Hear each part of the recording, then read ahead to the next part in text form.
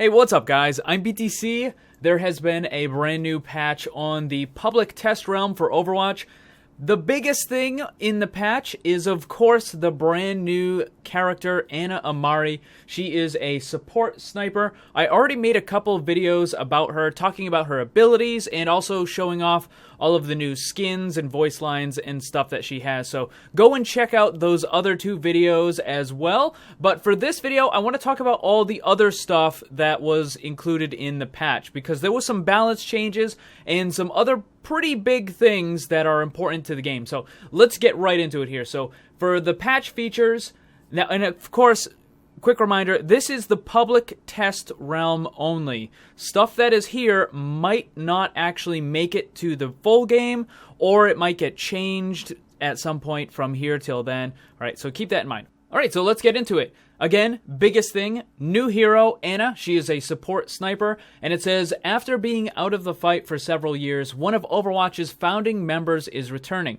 Introducing Ana, a battle-scarred veteran, combat grandma, seriously, she's like 60 years old, who supports her teammates from a distance using a unique and highly specialized collection of weapons. Ana's primary weapon is her biotic rifle, which fires long-range darts that can restore the health of her allies or deal ongoing damage to her enemies. Meanwhile, her biotic grenade is perfect for close-quarters clash, simultaneously healing teammates and injuring foes caught in its small area of effect. Affected allies will also receive a temporary increase to all incoming healing, while affected enemies can't be healed for a few moments. And if the battle starts to get out of hand, Ana's sidearm can fire a sleep dart, knocking her adversaries unconscious. Plus, Ana's ultimate ability, Nano Boost, empowers one of her teammates, granting faster movement, increased damage, and resistance to enemy attacks. Alright, so like I said, I already have a couple of videos about Ana, and I'm actually going to do a guide on her as well. So we're not going to go too much into that right now.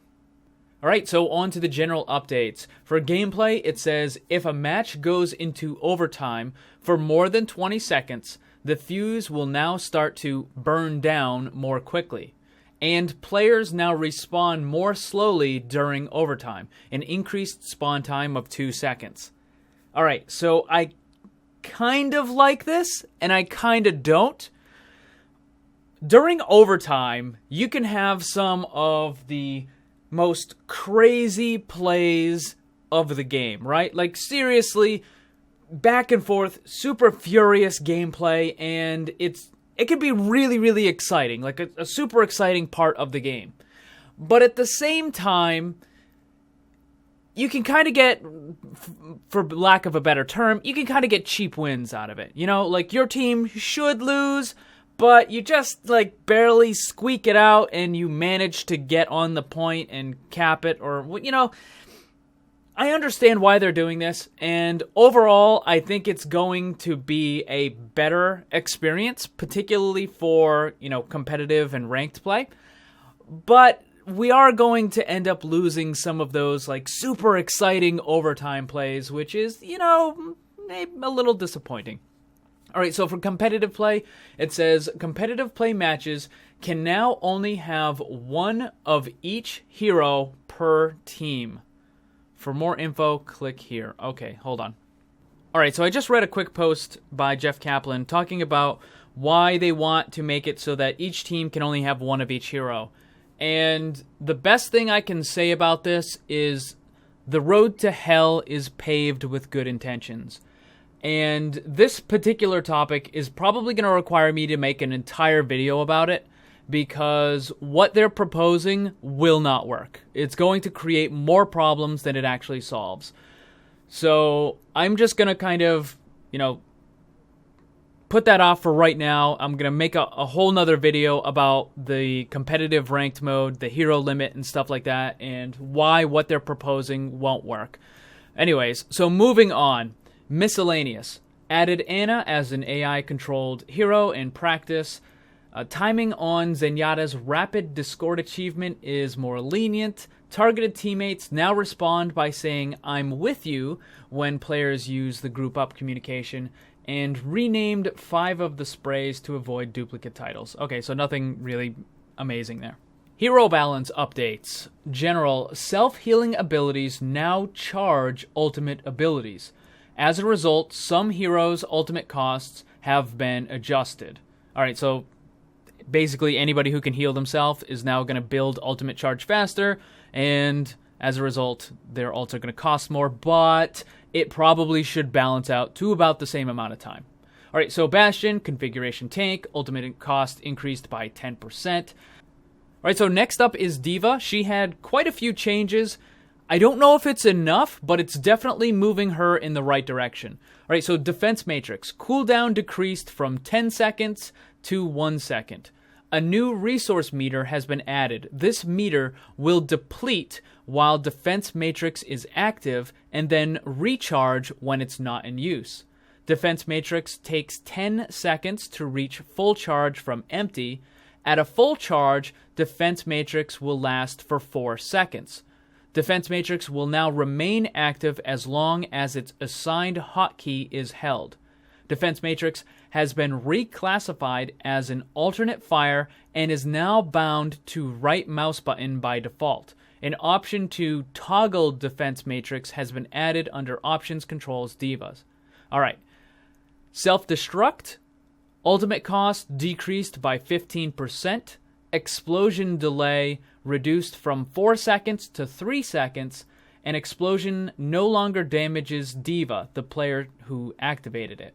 So notes here, D.Va isn't being selected as often as our other tanks, and we feel a lot of that stems from the underperformance of her damage absorption abilities. So we've reconfigured her defensive matrix, making it more flexible and giving players the ability to use it more often. We've also given self-destruct a little more oomph, because it felt slightly underwhelming when compared to many of Overwatch's other ultimate abilities. Alright, so let's talk about these changes. I messed around with D.Va on the PTR, and while I like the change to the defense matrix where you can kind of use it when you want, and it's not like on a strict cooldown, it just needs to, recharge a little bit. So if you need to use a little shield, then you use a little shield, and then it just recharges. But if you need to completely absorb an ultimate attack, you can do that as well. The problem is it still feels underwhelming. And the other issue is, let's look at the other 2 real tanks that are in the game, Reinhardt and Winston. So Winston can drop his shield, and it's on a decently long cooldown, but it covers an entire area. It places the dome on the ground, and it shields everybody that's inside the dome. And then you have Reinhardt, who can put up his shield, but it only protects one direction, but he can use the shield for a very long amount of time. With D.Va, she has a very short duration, only 4 seconds, and it's only from one direction. So she has the short duration of Winston's shield, but she also has the only one direction from Reinhardt's shield. So she basically has the worst part, the worst aspect of both of them. It feels underwhelming, and I like the way that they're going with it, but it's just not good enough. Alright, so next thing is the self-destruct, and this was pretty nice. Ultimate cost decreased by 15%. You can fire off this self-destruct a lot more often. And the explosion delay was reduced from 4 seconds to 3 seconds. So people have a lot less time, a full second less to actually get behind cover. So now when D.Va drops her ult, she can drop her ult in the middle of battle, and people need to immediately scramble to get away and get behind some sort of cover. Also, the explosion doesn't hurt D.Va anymore. So before, what you would do is you would have to kind of launch it into battle. You dash forward and then use your ult, so the dash would carry the mech forward and then it would explode, which kind of led to sometimes not the best placement of your ult. But now you can be in the thick of the fight, which is, what a tank is supposed to be doing, and you can just drop your ult, you eject out of the back. And now the safest place to be for the D.Va player is basically right on the exploding mech, because the enemy team is going to just scatter, and you just sit there. You can just keep firing while the detonation is going off, and then after the detonation is over, you immediately can re-mech. So you're playing a tank, you can actually stay in the fight now, and that is definitely a plus. So, you know, maybe she isn't quite as good of a tank as she needs to be, but she's definitely pushing more and more into the bruiser category. And if you don't know what that is, bruiser is a term for characters in a class-based kind of game where they have really high health like a tank, but they're not as good as tanks at tanking, but they can do a little bit more damage. So D.Va is kind of pushing more into the bruiser category, where she can take a lot of hits and she can deal a decent amount of damage, but she's still, you know, a little bit lacking on her ability to defend her allies.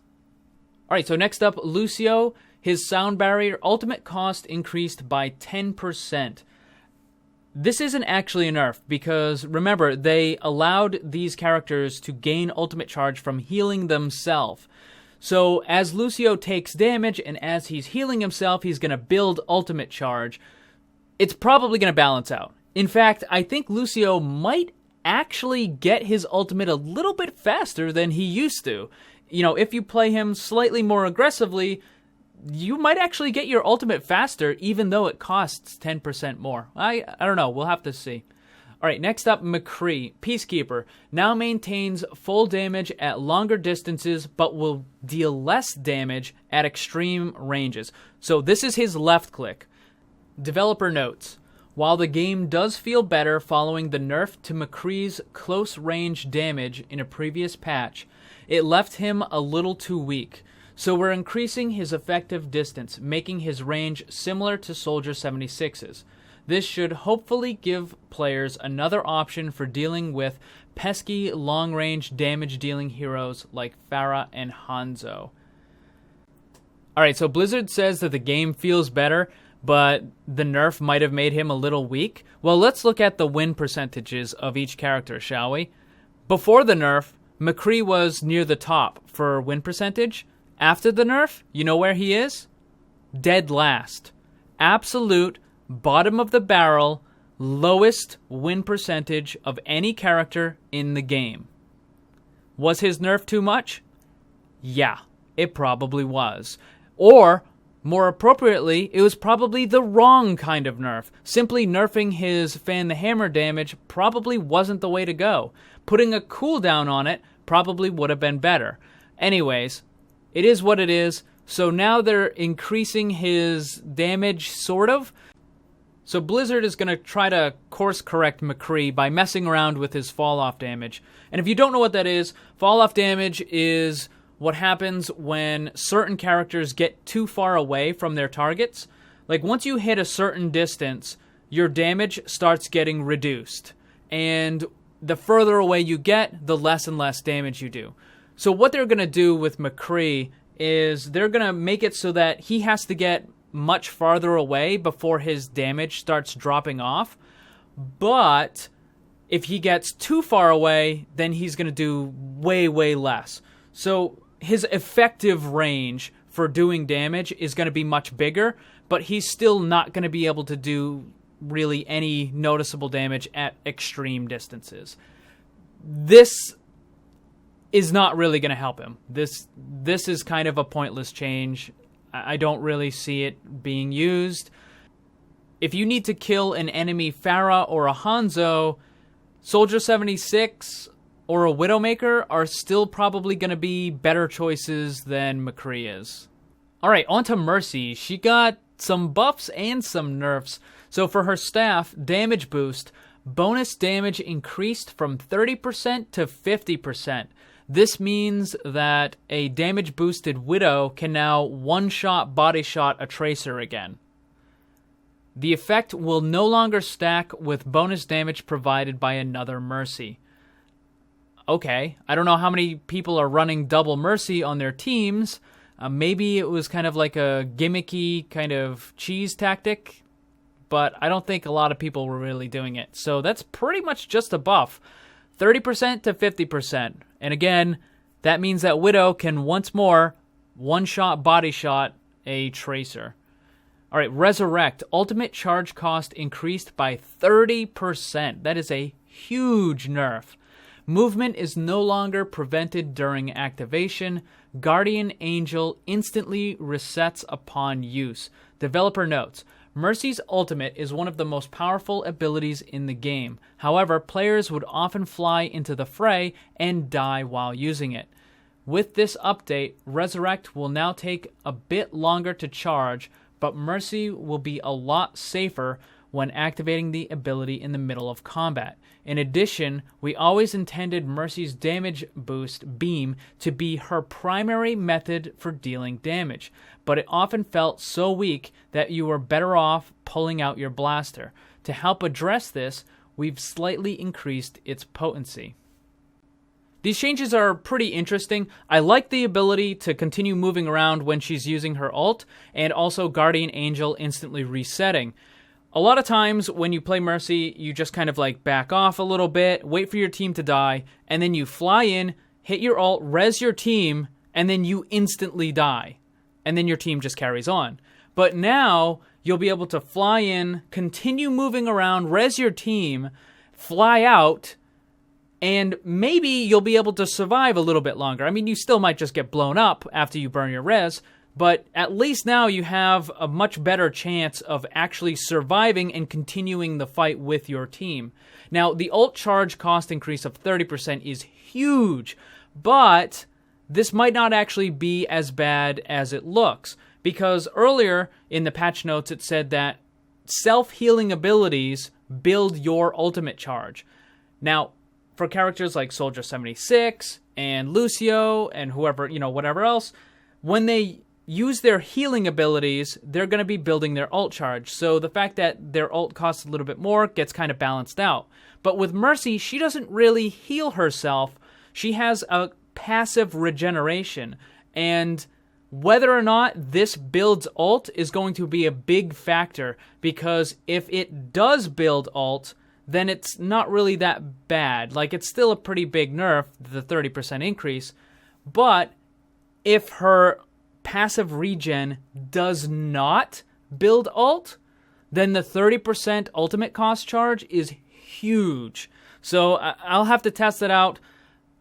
I'm thinking it might actually build ult, but again, we'll have to see. Alright, so next up is Roadhog. His ultimate cost was increased by 45%. That is a ridiculous increase to his ultimate cost. Now, I know his self-heal is going to build ult, but his self-heal better be really, really good at building ult. Otherwise, this is going to be a pretty substantial nerf to Roadhog. And the thing is Roadhog's ult isn't even really that good. I mean, it's okay, but it's not amazing. And if you're going to increase the cost by 45%, I don't know, that seems way too high for me. We'll have to see how much his self-heal can actually build for ult. But keep in mind, you're going to have supports that are constantly healing Roadhog. So it's not like all the damage that Roadhog takes is going to be used to build up his ult via his self-heal. He's going to be healed or topped off by the supports quite frequently. So unless his self-heal builds a tremendous amount of ultimate charge, I think this is going to overall be a nerf for Roadhog. And he really didn't need a nerf. Alright, so next up is Soldier 76. His heavy pulse rifle, which is his left click. Spread recovery will begin after a short delay rather than instantly. So what you can do right now on the main servers with Soldier 76 is you can fire in 4-round bursts. And if you do this right, you can fire almost constantly and have all of your shots basically be perfectly accurate. So you fire 4 shots, you stop holding the left click for like a split second, and then you click it again, and you do another 4 shots. And you just do 4 shots, wait like a fraction of a second, 4 shots, wait, 4 shots, wait, 4 shots, and you just keep doing this, and your shots are going to be perfectly accurate. So what they're doing now is they're going to make it so that you have to shoot those 4 shots, and then wait a much longer time before you can resume firing again in order to maintain your accuracy. So this is going to overall nerf the amount of damage that Soldier 76 can do, because obviously the more spread you have, the less inaccurate your shots are, or the longer you have to wait in between shots, he's just going to do less damage. This was a nerf to Soldier 76. He didn't need a nerf. I don't know why they're doing it. It doesn't make any sense. His ult is still one of the worst in the game. I don't know. Speaking of his ult, Tactical Visor, ultimate cost increased by 10%. This is just, again, to offset the ability for him to gain ult charge from his self-heal, the Biotic Field. Alright, on to the last character, Zenyatta. His base shields have been increased by 50, so now he has a total of 200, 50 being from health and 150 being from shields. Orb of Discord and Orb of Harmony. Projectile speed has been increased from 30 to 120. So when you use an orb on an ally or an enemy, it's going to be on them much, much faster now. And for his ultimate Transcendence, movement speed is now doubled upon activation. Healing amount increased from 200 to 300 per second. Developer notes. While Zenyatta has never had the healing abilities of Lucio or Mercy, he made up for it by dealing more damage. However, his lack of mobility and low health has meant he struggled to find a place in many games. To increase his effectiveness, we've made several changes, the biggest of which is an increased shield pool. This will allow him to go head-to-head with more enemies. The Orb of Harmony and Discord changes are also a quality of life change, helping Zenyatta move his orbs around and apply their effects more quickly. And lastly, we've increased Transcendence's healing throughput. This ultimate was designed to be the most effective against sustained, high damage fire and least effective against short, high damage bursts like D.Va or Junkrat's ultimates. But due to the amount of healing it provided, there were times when it was possible for even sustained fire to overcome Transcendence's output. We've made the heal powerful and also allowed Zenyatta to move around more quickly while it's active. So are these changes enough? And will it result in Zenyatta getting picked more often, particularly in the higher skill bracket games? The answer is no.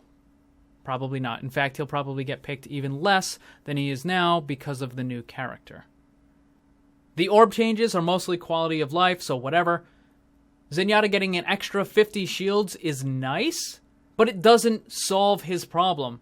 Zenyatta's problem is that he has no mobility.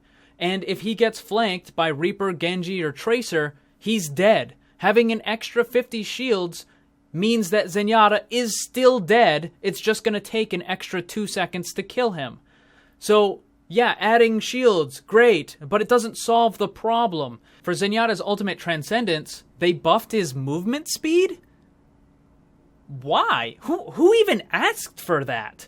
Like, you don't even need to move when you're using Zenyatta's ult. Most of the time when Zenyatta uses his ultimate ability, it's because the enemy team has a Zarya, a Reaper, a Pharah, a Soldier 70, somebody who is using their ult to try to kill a lot of your team, so Zenyatta will use his Transcendence in order to keep your entire team alive. Usually your entire team is going to be grouped up when this happens. You don't even need to move. Or you're on the point, defending or attacking, or you're on the payload. Like, you don't really need to move around as Zenyatta when you're using your ultimate. Like, yeah, sure, you move around a little bit, but for the most part, why double move? What? I don't even understand that. Now, buffing the healing amount of Transcendence from 200 to 300 per second was definitely a really nice change. Because before, I mean, Lucio's sound barrier was like, why not just use that, right?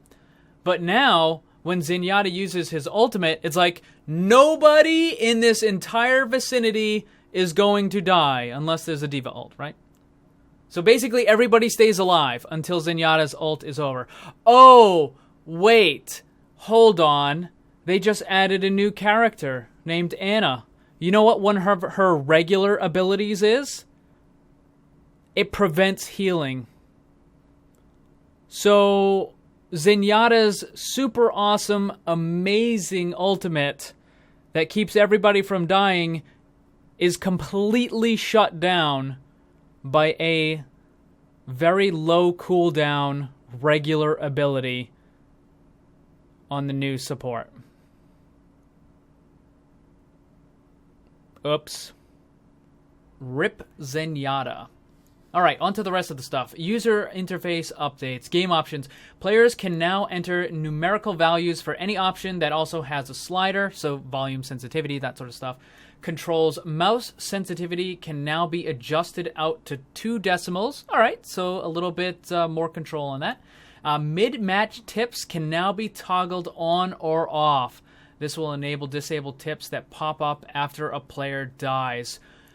Thank you. Oh, man. I have been wanting to shut off those stupid tips ever since beta. Social. Friend request toasts can now be toggled on or off.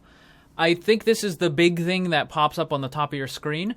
Friend notifications can now be toggled on or off. That's probably when they log on, log off, that sort of thing.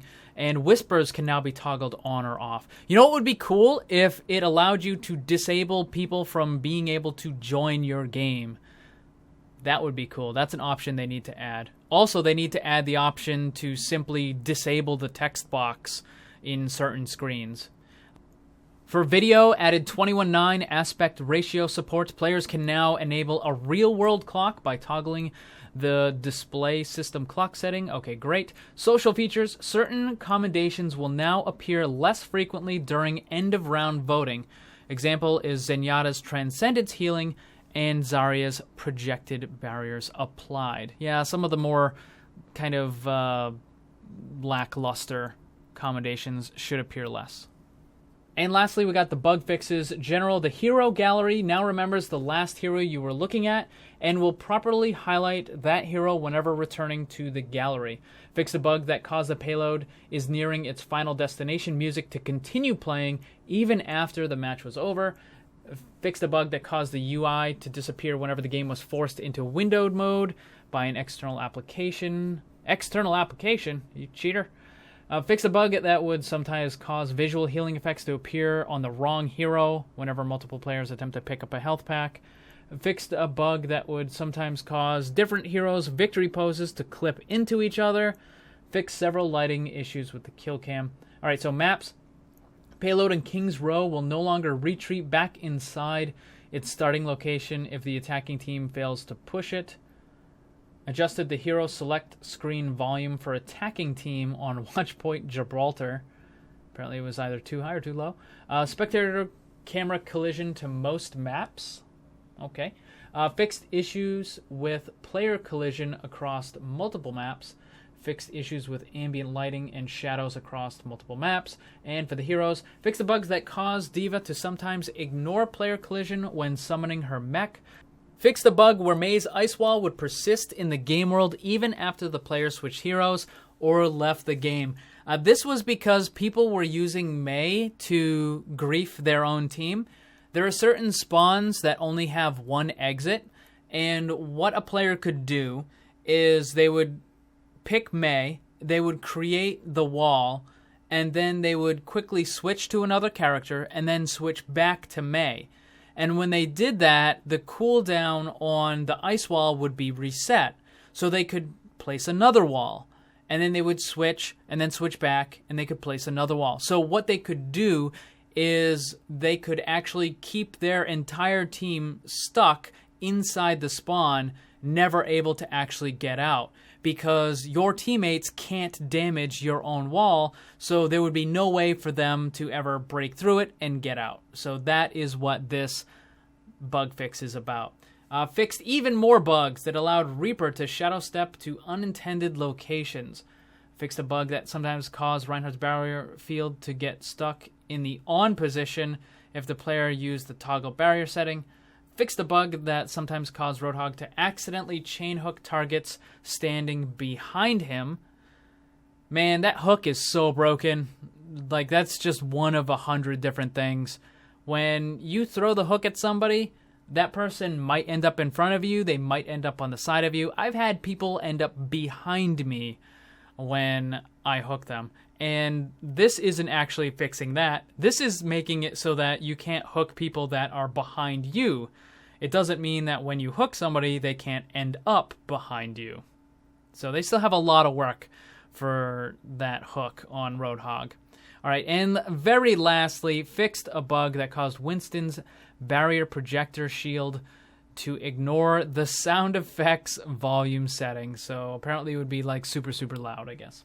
But that is going to be all of the patch notes. Like I said, I need to make an entirely separate video about the one hero per team thing, where you can only have, one Winston or one D.Va or one Reaper and that sort of thing, because that's kind of a big issue, and I really don't think that the way Blizzard is handling it is going to work.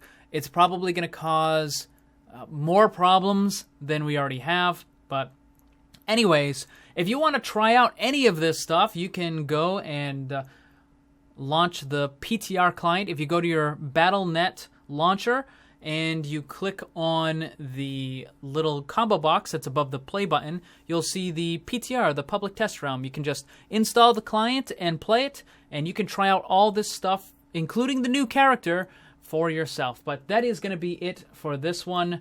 Thank you very much for watching. Hope you enjoyed it. If you did, make sure you hit that like button, share it with your friends, and subscribe if you're new. Remember, always blame the controller, because it's never your fault.